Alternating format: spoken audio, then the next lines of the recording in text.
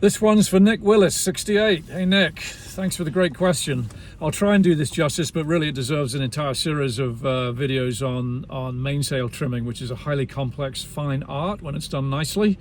But for more rudimentary, entry-level mainsail trimming, just to get it right, give people confidence that they know that they're in the ballpark, if not dialed into the nth degree. These are the kind of tips that I would say to you and to anybody else who's interested. There's an old saying that you trim the luff of the genoa and the leech of the main, and it's a good place to start. If you've got your genoa drawing nicely, even though you may not have dialed that in perfectly, as long as the luff is breaking evenly across the leading edge of the sail, then you've got some power there. You've got some draw, and the boat's making way through the water. That's terrific, right? The leech on the back end of the genoa is important, but start by getting the luff right. The telltales should break evenly top and bottom, because if they're doing that, you've probably already naturally got the fair lead car in the right location, and the twist on the leech is probably pretty accurate. So the luff of the genoa is where you concentrate on, and you do that in order to get those telltales breaking evenly across the top and bottom. You may need to move your fair lead car forward and aft to get the shooting angle right. It's a much easier sail to get right, by the way, to trim. So luff of the jib, get the telltales right, breaking evenly across the leading edge of the sail from the top of the sail to the bottom.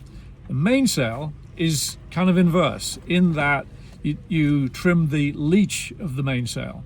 It doesn't matter if you got a little bit of flutter or backwinding from your head sail into the mainsail, because the power is really in the aft part, or getting the aft part of the sail to be correct. So you want your leech to have the correct amount of twist in it, and ultimately that twist should match the twist that's happening in your genoa.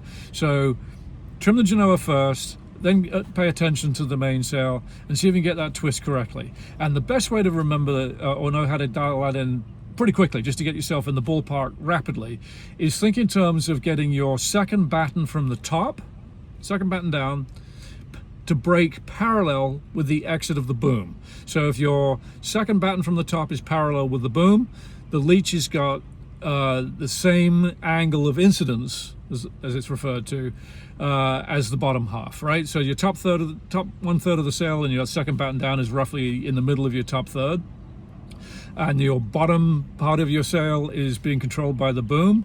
Then the exit is going to be pretty evenly distributed and nicely twisted, or not excessively twisted, across the length of that leech. So now you've got the leech of your main probably pretty much matching the leech of your genoa. And what that does is create a nice even flow of wind between the slot, it's called, right, between the two sails. So that's how I would quickly get you dialed in. It's how I used to teach it on dinghies to people, and they found that it's probably a pretty convenient way to do it. Trim luff of the genoa, leech of the main, get your genoa breaking evenly across the top and bottom, and then dial in the leech of your the twist correctly on the leech of the main. Now, on race boats, and I have got a lot of experience as a mainsail trimmer on fractional rig boats across the entire size range. I used to race very actively my F-18, which is a high performance beach cat with a big square top mainsail on it. And then all the way up to, well, Chris Stanwell Major's 80-foot boat. I was not the designated mainsail trimmer on that boat. I was really the navigator on that boat for the Fastnet race last year, where I actually met Patrick. But I did actively race Ceramco New Zealand, which is a 68-foot Broussard design, as the mainsail trimmer for several years. And taking a race boat through its paces before you put your first reef in is really a fine art. I had a custom Beneteau with a fractional rig in it that I mostly raced short-handed, double-handed, and single-handed, and that had a whippy little mast in it that was almost like a noodle, we called it, and it had just not just running backstays, which all fractional rig boats will have, because your forestay only goes up a fraction of the way up up the mast. It doesn't go to the masthead, so it's not a head stay, right? So you have running backs to give you not just structural support for the mast, but also forestay tension. But you also have what's called check stays, and check stays have deflectors that allow you to bend the mast, or allow bend in the mast, that allows the mainsail to be increasingly flattened. So in very light winds, you'd have the check stays very tight. You might have the running back stays a little less than maximum tightness, because you don't want to have an overly tight forestay when you're in light winds. So then you go up the wind range, let's say from 4 to 6 to 8 knots, you're putting more backstay pressure on, and you begin to ease the check stays. And what that does is it flattens the chord depth, or it stretches the sail fore and aft between the leech and the luff. And as it does that, it decreases the depth of the chord across the sail. That's like seeing a 747 put its flaps down. That's maximum chord depth.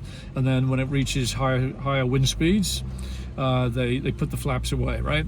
So it's exactly the same kind of thing. So between running backstay, check stay, the topper, which is I wouldn't call it a backstay, because a stay is kind of a structural definition, whereas the topper is an adjustment. It doesn't carry any structural role in keeping the mast up. That can open up the top third of the sail. It can depower the sail a little bit. There's a very, very nice little trick there where you can forego or delay reefing a sail by depowering that mainsail, and the topper is part of that. You've got Cunningham.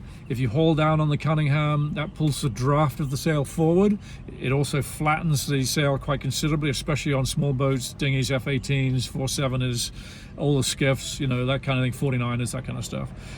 So there's a lot of sophistication around mainsail trimming on race boats. But if you're talking about a less than high performance boat, just get the luff of your genoa correct. It will bring the leech of the genoa into line by getting your fairlead car in the right place, so that the telltales break evenly across the sail. Then pay attention to your mainsail.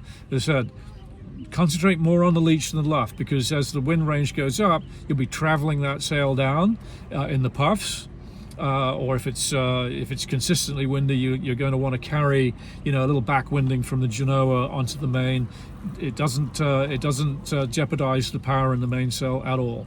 And these are all steps you take before you go to your first reef. And depending on how tall your mast is, what your ballast sail area ratio is, you're either going to be reefing at, I don't know, different boats are different, right?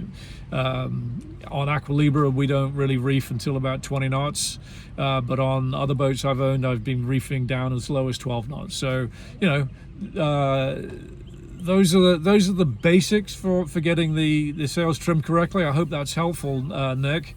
I could go on forever on this. It's a topic that I love talking about. It was so much fun being on very sophisticated boats and owning them. I was very fortunate to own boats that had fractional rig mainsails. They're a total pain in the side for short-handed sailing, by the way. I have to say, I had to reconfigure the running backstays so I could jibe the boat by myself. You look at Chris Stamwell Major on that giant fractional rig boat that he's got with Osprey, the Far Grand Mistral 82. You can never sail a big boat, especially a boat with a fractional rig as powerful as Osprey. You can never sail that boat alone at 100%, and Chris will be the first to acknowledge that. But it is so much fun to have a sophisticated rig, to go through the different mode changes. But you don't need to do that on a cruising boat. Just get the basics right, and that will help you. Luff of the genoa, leech of the main. Do it the way that I did it. You'll be 95% correct. And then if you want to play around with the Cunningham and the outhaul and halyard tension and these sorts of things, add that on as you please. But you'll be in the right ballpark if you do the basic things that I just laid out. So Nick, I hope that's helpful, and anybody else that's interested in it. If anybody wants me to go really deep into that, I'd certainly be happy to do it if there's any interest in it. All right, cheers.